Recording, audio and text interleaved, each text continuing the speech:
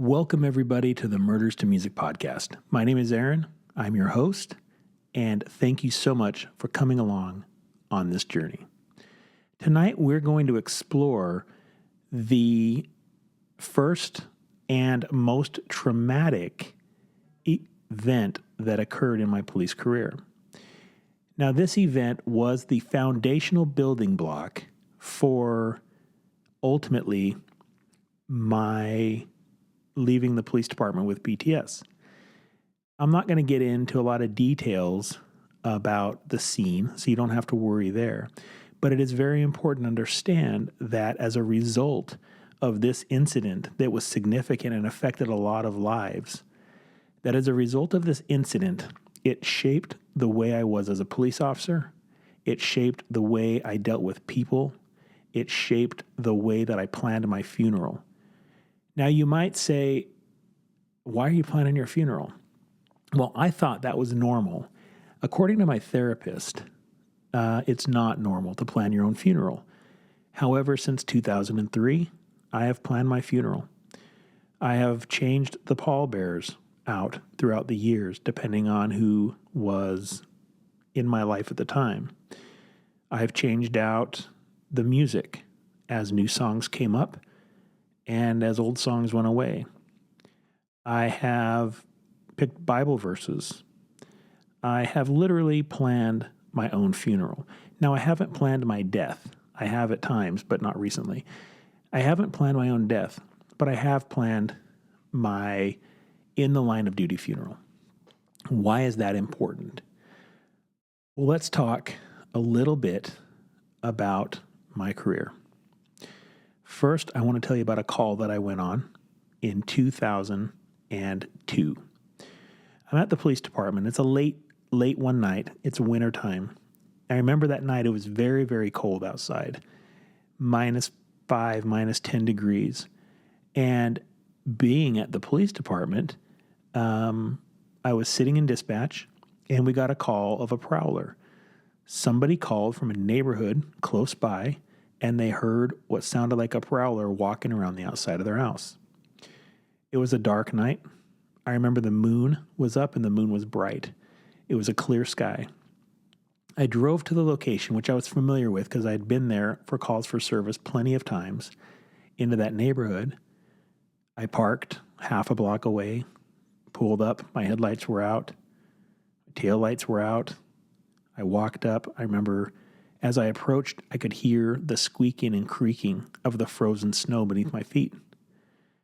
When I got up to the complex or the house where it was a duplex. There was a left and a right side. I'm approaching, if I'm looking at it, I'm approaching from the right side, and the person, the reporting party, is on the left side of the duplex. So I'm approaching from the off side, which is intentional. It's a tactical way to approach. Now, there's no way for me to sneak my way around this property without making a ton of noise because of the snow. The snow was knee deep or more. It was frozen. It was crusty.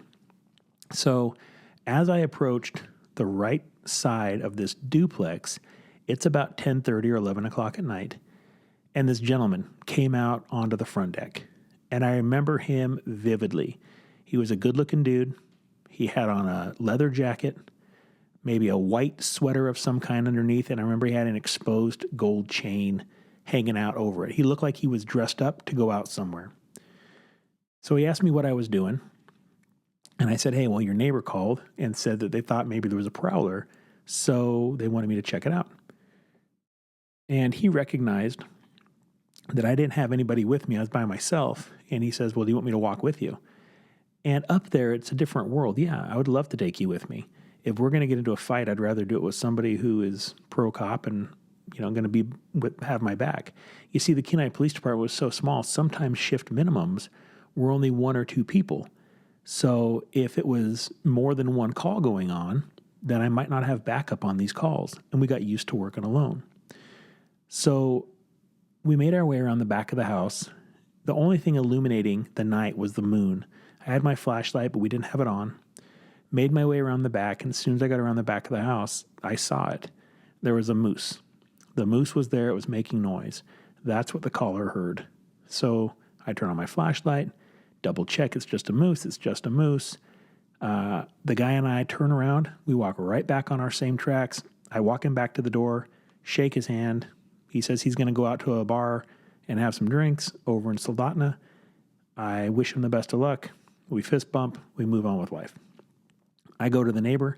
I tell him it's a moose, and that's the end of the call.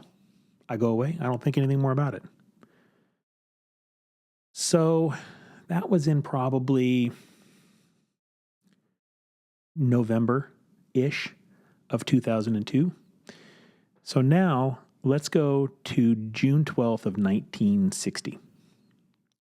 On that day, a young man was born in Grand Rapids, Michigan. His name was John Patrick Watson.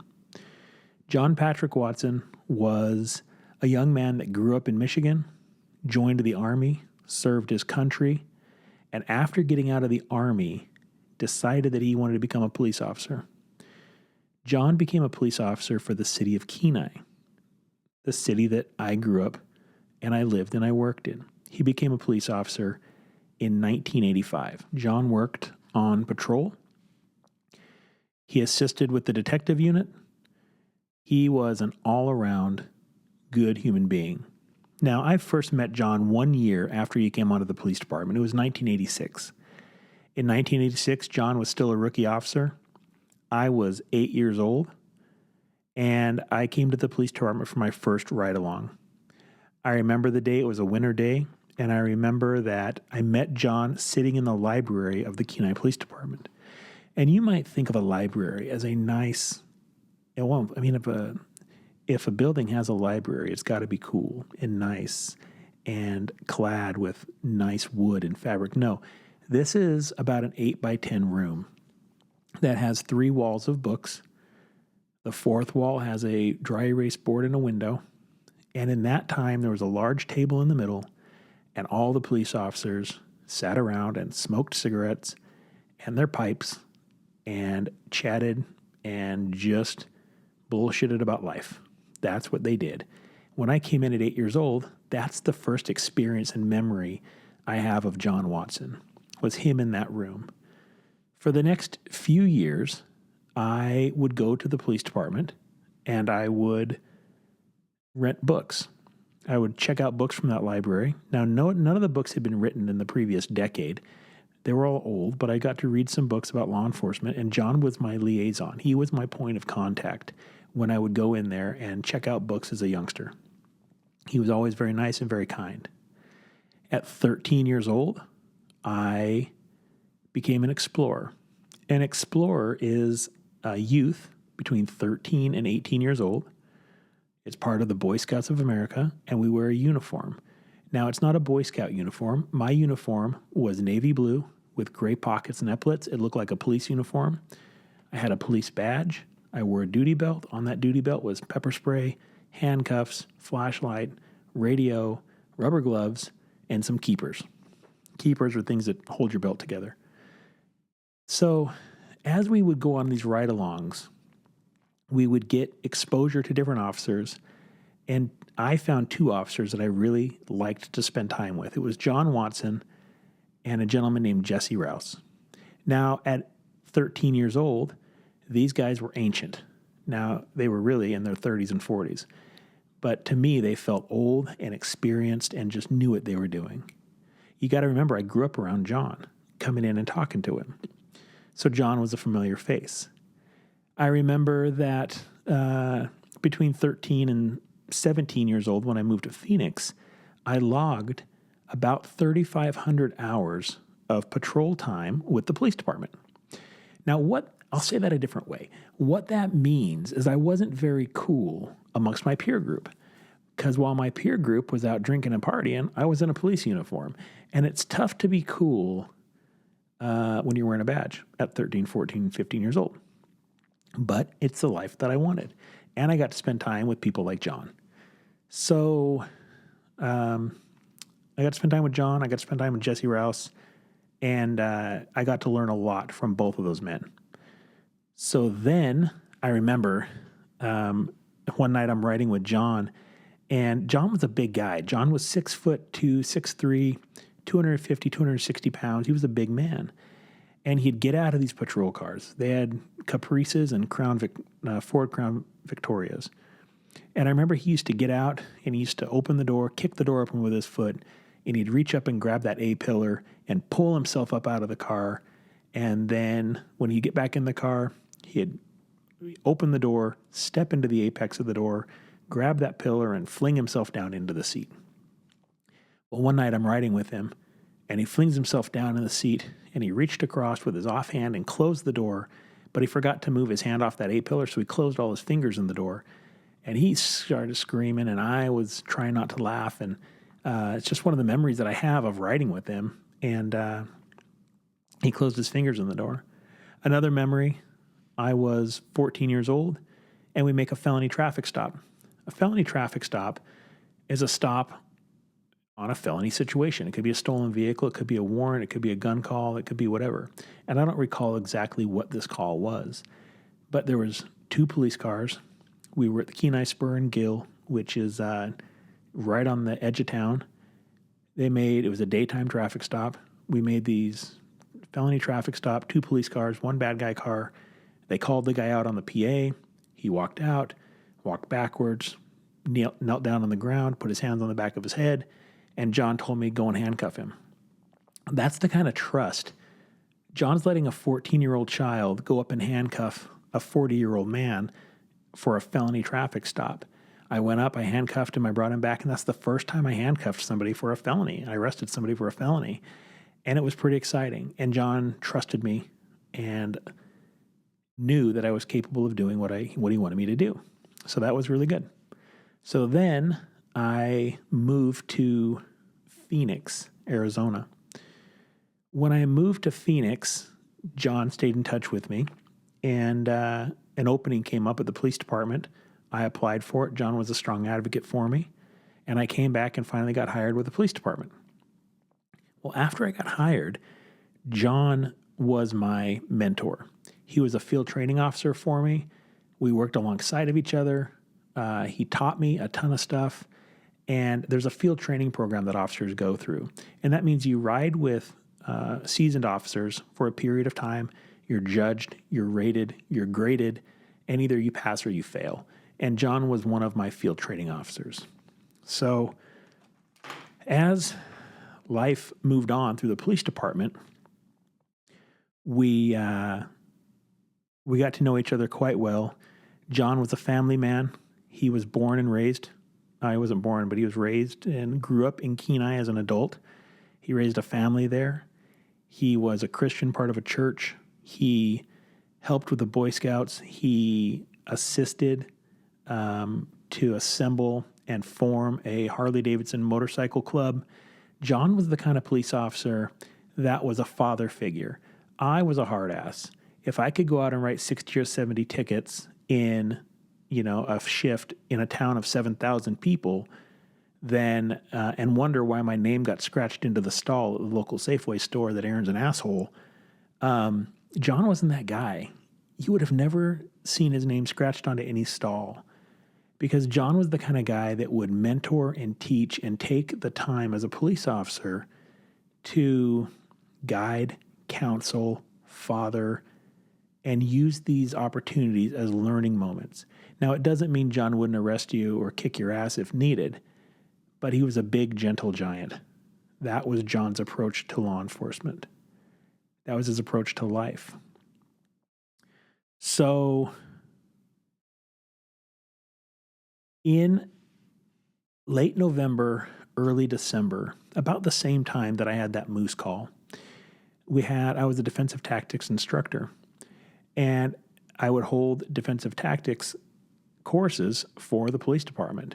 And we held one at the Kenai High School, and John was in attendance. And if you're listening to this and you've ever been a DT instructor, or you've ever tried to get a bunch of cops to get into a mat room and not start screwing around, well, that's exactly what I had to deal with. We were in there, people were messing around. You try to keep control, but you got to remember, I'm a 2-year cop, 1-year cop, trying to teach John Watson, an 18-year veteran, defensive tactics stuff. And I wasn't taken real seriously. I remember that There was one move we were trying to do, and John was just such a man of stature and size that, he didn't need our tactics. He just got out of it because he was a big dude. And that's one of my memories of John as far as the training side goes. And I talk about all of this because now we're up on Christmas of 2003. Christmas of 2003, I had been at the police department for about a year and a half, and my wife wanted to go on vacation to visit her family in Arizona. I was supposed to work Christmas night of 2003. However, I asked for it off, and it was approved by my sergeant. Now, that meant that somebody had to cover my shift. Because remember, sometimes we only have one or two people on, especially on the holidays. And in this case, John Watson got told he was going to cover my shift. John didn't want to cover my shift. He didn't want to cover my shift because it was his wife's birthday. And he wanted to be at home with his wife, rightfully so, on her birthday, which was also Christmas Day. But John wasn't given a choice, and he was told he was going to cover. John was a guy who didn't mind sharing his feelings or his thoughts or his opinions in a very loud and boisterous way. John made it very clear that he didn't want to work and it was bullshit, but he was going to do it because he was told to, and he's a company man. So I go on vacation feeling a little guilty that John is covering my shift, but the sergeant told me he had to, so he has to. Kind of my thought and feeling.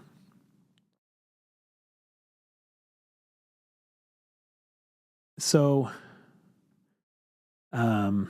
Christmas night at 7:41 p.m., the troopers asked for assistance in locating a newer silver Ford Explorer or Excursion.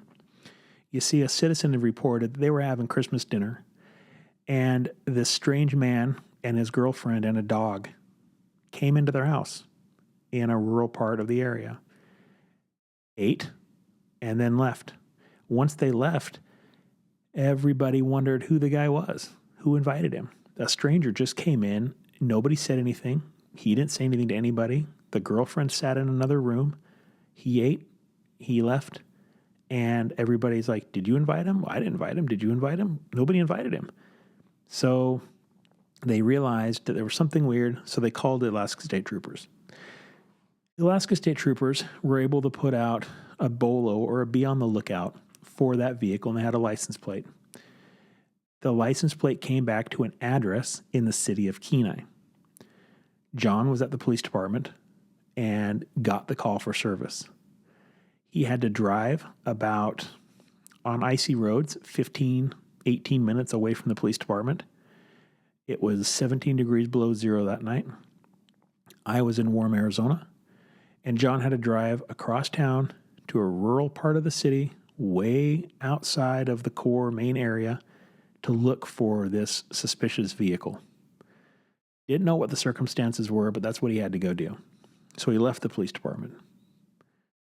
You see, the citizen reported to troopers the suspect and a 21-year-old female had left the residence in an excursion, and the subject appeared intoxicated and agitated. Troopers were attempting to locate the vehicle in order to conduct a welfare check on the male, the female. When Watson went to the home that night, he wasn't able to find the vehicle in the driveway. So he put out on the radio that he wasn't able to locate it and that he was 10-8 or in service. In order to get to this person's house, the registered owner's house, you have to take about 3/4 of a mile to a mile of windy neighborhood roads in order to get to it. So as he's leaving, remember it's Christmas, it's about 8 o'clock at night, it's 17 below zero, it's dark, there's not a lot of traffic on the road. As he's leaving, he sees the vehicle pull in to the neighborhood. So at 8:16 p.m., he reported that he had seen the vehicle matching the suspect description and that he turned around and tried to traffic stop the vehicle. The vehicle did not stop immediately. The vehicle continued driving and pulled down a long and windy driveway to the registered owner's address, to where the vehicle lived. Officer Watson contacted the male who got out of the car. A female got out with the dog, and Watson allowed the female and the dog to go into the house. John was the kind of guy that it just made sense. He needed to talk to the male first, and he would allow the female to be warm inside the house because of the cold temperature. The area that they were at, it was a single house at the end of a long, windy road. It was dark. It was cold. It was crisp. It was a very hollowed night. So he got out and he contacted the male. When he contacted the male, something occurred, and we don't know exactly what it was, but something occurred, and the male came at him in an aggressive manner, and as a result, John tried to detain or arrest him. When John tried to arrest him, a fight ensued based on the female who witnessed. A fight ensued, and ultimately, the gentleman got a hold of John's gun and from behind John, shot John once in the bulletproof vest, and then shot John in the back of the head, killing him. Before John was killed, he was able to put out a call for help on the radio. And he put out a routine call for assistance, not an emergency call. And when he did it, you could hear in his voice that things weren't right. Now, it was a limited crew at the police department, but the ones that were there gathered their stuff and went out to go back up John. I'm not going to tell the officer's story who was the first one responding, but I will say that when that officer arrived, John's car was in the driveway. The overheads were on. I believe the door was open. There were some figure or figures in the window of the home, and John was laying dead between his patrol car and the front door of the house. It was obvious that John was deceased, and at this point, more assistance was called for, and after a several-hour standoff, the female was released and the male surrendered. So the male goes back to the police department. They're able to interview him. Ultimately, he was found guilty and is serving 101 years in prison. This man is the same man that conducted the welfare check with me 1 month earlier. Remember the guy in the leather jacket with the white sweater and the gold chain? It's the same person who shot and killed my partner 1 month later. You never know in this line of work who you're contacting. So how does this affect me long term? Well, you see, the next morning at 5 a.m., I got a phone call from, I believe it was my lieutenant at the time, Kim Wanamaker. Kim called me and said that John had been killed in the line of duty the night before and that I needed to come home. And I remember him saying, you don't have to come home, but I suggested. So my wife and I, without hesitation, got on the first flight we could out of Phoenix, and we flew back to Alaska. Now, flying back on that plane, at this time I was a 1-year cop. I was excited if I heard a siren. I was fulfilling my dream, everything I wanted. But now I'm having to go back and process and think about, I wasn't there. I didn't get to help. He was covering my shift. If it wasn't for me, he wouldn't have been working last night. It was his wife's birthday. He didn't want to work last night. He was forced into working last night. All of these things are starting to build into my head before I even hit the ground in Alaska. At that time, my nervous system wasn't dead. My nervous system worked fine because I was a brand new cop. So I was feeling all of these emotions. I get back to Alaska, and the police department was a place of tension, emotions. Nobody knew what to do or how to do it. This was the first time a police officer had been killed in the line of duty with my agency. So there was a lot of unknowns and a lot of figuring things out as we go. I remember that when I got back, I didn't feel like a part of the team. I didn't feel like a part of I had nothing to say. How am I going to talk about my vacation when these guys are talking about spending hours at 17 Below on the murder scene for John Watson? It was a tough place to be. I felt like an outsider and an outcast within my own agency. I felt like I didn't contribute to this situation. I did contribute, but I contributed by allowing John to work that night on his wife's birthday when he was killed, and it should have been me on that call. We planned the funeral, and I had to go to the airport and pick up Jesse Rouse, the other guy that I rode with. And Jesse Rouse came, and I remember Jesse Rouse wasn't a hugger, but he gave me a hug. And that day at the funeral, I got asked if I would drive P15. I believe it was P15. Either way, it was John Watson's car. The same car that he drove essentially to his death in, that had been a subject of an investigation, was now getting put back into the fleet, and I was asked if I could drive it in the funeral service. So I drove in that 10-mile procession, whatever it was, in the first car behind the hearse, in John Watson's car, with the lights on, with the siren on, and I had Jesse Rouse in the passenger seat. For once, the roles were reversed, and a retired Rouse was in the passenger seat, and I was driving. We went to the funeral that day, and it was the first time that I really got to process what was going on and take a minute to think. And I was standing on that stage with my fellow officers, and John's casket was out in front with the American flag stretched over it. And I remember seeing the two Alaska State Troopers, Alaska Troopers have phenomenal looking uniforms. They're standing guard to the head and the foot of John. I remember carrying John in that day. I remember carrying John out that day. I remember standing there just bawling. I'm a 6'2", 245-pound, bald head, badass cop in my mind. And I'm standing on stage in front of the entire community crying my eyes out. And it was later that another community member mentioned that, I saw you crying up there. That's how I remember you. You were the one that was crying. And she and I are friends to this day. I didn't know her prior to that, but that's how she remembered me. There's a picture in the Peninsula Clarion. If you were to Google John Watson funeral, Alaska, there's a picture of his casket. There's a picture of me or my entire police department on the risers, and I'm bawling in that picture. So we went through the funeral, and then John Watson's car got assigned to me. That was my police car now. So now I'm driving John Watson's car, and very soon after that, I started considering my own death in law enforcement.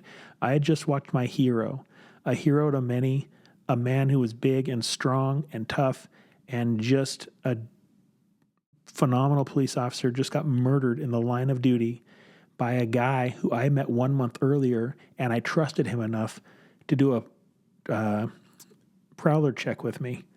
And I realized that it could have been me and that I needed to start planning. So I started planning my funeral. I maintained my funeral file until I left the police department. I haven't looked at it since. Until I left the police department, I would change my pallbearers. I would change my music. I would change the Bible verses. As my life changed, I would manipulate and adjust my funeral file. But I was in it every year, and I thought it was normal to plan my funeral. I didn't realize that was the foundational building blocks of my PTS. Over the years after that, let me talk about that. So we never debriefed on it. We never had a debrief. Remember, this was early on in my career, and we didn't talk about feelings. I never debriefed it. The others did, but I wasn't directly involved, so why didn't I need to go? What I did wasn't, I didn't see the scene. I didn't see John dead, so why did I need to go to it? I don't even think I was invited to it. I never spoke to anybody about it. We never got counseling. We literally compartmentalized it, shoved it down inside, and pretended it didn't happen. That is the foundational building blocks for a life of hell. So over the years, other calls occurred and just compounded and built on top of John. And before you know it, I've got an entire wall of compartmentalized calls and trauma in my world that ultimately led to my decline and my, I don't want to say breaking, but my need to leave law enforcement. It was the compounding PTSD, the cumulative PTSD, and John Watson was the first thing that I recognize as a foundational building block in my demise. And I've always felt for 20-something years that I was to blame for his death, that I was the one responsible for having him there that night. It wasn't the sergeant's fault for backfilling the shift. It was my fault for taking a vacation and for making him work on his wife's birthday and Christmas Day. It should have been me. I was in better shape. I was more tactical minded, and I felt like I would have handled that situation differently and maybe had the upper hand. Maybe not, but maybe I had the upper hand on the bad guy that night. I'm not blaming John for his own death, but I am saying that John relied on his size and hit a lot. I was more ready to kick somebody's ass all the time. I was new. I was fresh in defensive tactics, and I just felt like it was my fault that John died. I felt that way forever. I felt like I wasn't allowed to take Christmas vacations. I have never taken, I'm going to drink some coffee real quick. I felt like I wasn't allowed to take Christmas vacations in case something else happened or occurred. I left once and my world fell apart that night. And it was a really, really crappy place to be. And it wasn't until I came out of law enforcement and started going through therapy. Well, before I even got to therapy, I had to accept the fact that I was suffering from PTSD or PTS. And I didn't want to, because just like we didn't talk about our feelings 20 years ago, we sure as hell didn't talk about them today. And PTSD, PTS was for quitters, and it was for people who weren't tough. It was for they used to call, I had a sergeant call it the weak sisters, in air quotes, and that it was just for the people who were weak. I was not weak. I never wanted to be weak. I wasn't born weak, and I wasn't about to start today. Therapy was for people who needed a friend. I didn't need friends. I wasn't here to make friends. I was here to kick ass and take names and, be better than all my peers around me. And I wasn't interested in anything that a therapy dog had to offer. However, I had to do an interview with workers' comp. And during that interview, as a result of the PTS claim that I wasn't accepting, but during that interview, they asked me to talk about 10, 12 different situations in my career that might have shaped my personal actions, beliefs, feelings, conduct, changed the way that I was an officer, changed the way that I was a human. So I started with John, and I wrote them down in chronological as far as I could remember. I started with John, and I got to about 5 or 6 on that list, and I am an absolute wreck. I am bawling, and there is no wonder that I am so messed up. And it wasn't until that day that I truly started to unpack the box of John Watson and all the guilt and stress that I had been feeling over 20-something years at this point with John, and the feelings of blame and shame and survivor's guilt and just devastation that was in the John Watson box. I continued to feel that way until I started going to therapy. In therapy, We spoke about this during an EMDR session. EMDR is an amazing technique where you essentially, while activating the left and the right side of your brain, you go back and you put yourself back into the situation that you were in this case in 2003, what I was doing at the time, etc. And you talk about the events that occurred. And as a result, you're trying to change the relationship that you cognitively have with the events back then. Meaning a trauma is a trauma because of the guilt that I feel surrounding John dying. So the goal was to get it back to John getting killed that day and time and recognize cognitively that I'm allowed to take vacations, that other people can assign people to work. It was John's number, and that I, while in Arizona, had nothing to do with John getting murdered that night. But I couldn't, that was the intent. So I changed the relationship. And then as you come out of the EMDR, you've changed the relationship, and a trauma is no longer a trauma because you don't have the negative connotations or the triggers with it. However, in EMDR for this, I could not come over or accept the idea that I wasn't to blame.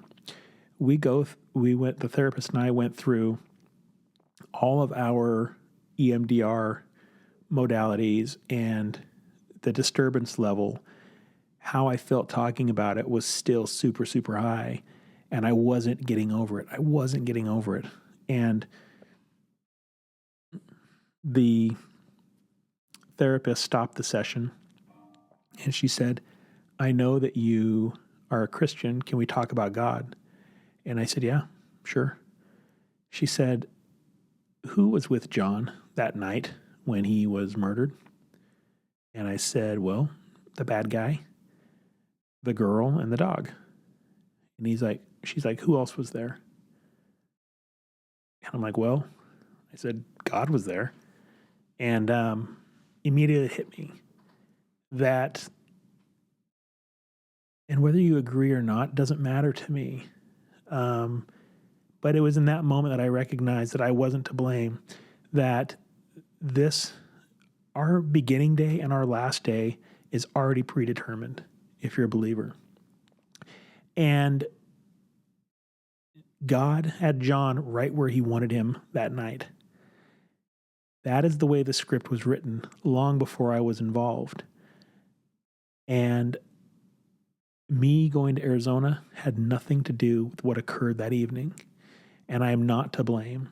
And who am I to try to step in and mess with the hand of God? I do believe God was there. I believe God was with John. I believe John's in heaven right now. And I don't think that it is a coincidence or an accident that I wasn't there. I think it was divine intervention. And I think that God had a plan. And his plan was for me to be in Arizona, for John to be there, and for events to occur.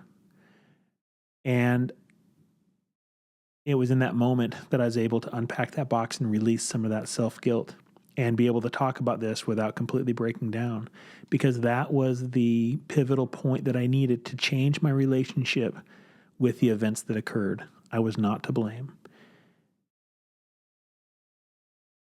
Unless you've carried that kind of weight on your shoulders for 21 years, it's tough to understand what it is that I'm talking about. It's tough to understand the guilt that you feel. And I know some of you listening have experienced what I'm talking about. You have been there. You've been the driver of the DUI crash. You've been there during war times. You're a police officer that's been there and held your partner while they died, and you felt like you could have done more. You should have done more. I should have been able to save him. These are all feelings that we have, especially as warriors out there fighting this battle. Whether it's domestic or international, it doesn't matter where the terror is. It's the feelings we have when the loved one around us get hurt. And we're taught that we will survive another day and keep going. John didn't get to survive another day, and I did. And that's what layered the guilt on. I'm so thankful for the EMDR. I'm thankful for faith in understanding that this was God's plan and not mine. I'm thankful for my friends and family around me that have supported me over the years. I tell you all of this because I'm sure there is something in your world, or if you're still with me at this point in the podcast, something has connected. No matter what that trauma is, what that guilt is that you're feeling, you can change that relationship with it. You can change the emotional baggage that is surrounded by it. Your availability to do that is here today. And for me, I never thought that I would not feel the guilt of John Watson dying as a result of my actions and the result of me being directly involved in his death, when the truth is, it really had nothing to do with me. This is just one of the situations that I've been able to work through EMDR and through therapy and through PTS.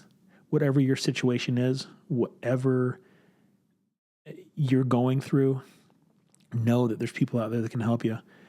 And maybe not everybody listening to this is having issues. Maybe you're like, dude, stop. I've never had issues. I don't have issues. I just wanted to hear your story. Well, that's cool too. I appreciate that. But if you're not having issues, somebody around you might be.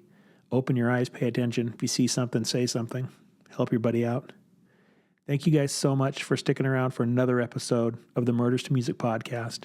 This podcast is in memory of John Watson, memory of the men and women of the Kenai Police Department and Alaska State Troopers and all the other agencies involved in that night who absolutely took the bull by the horns, did what you needed to do in a very hard and challenging time, and ultimately found justice for our brother. Thank you guys so much. Have a great, great day.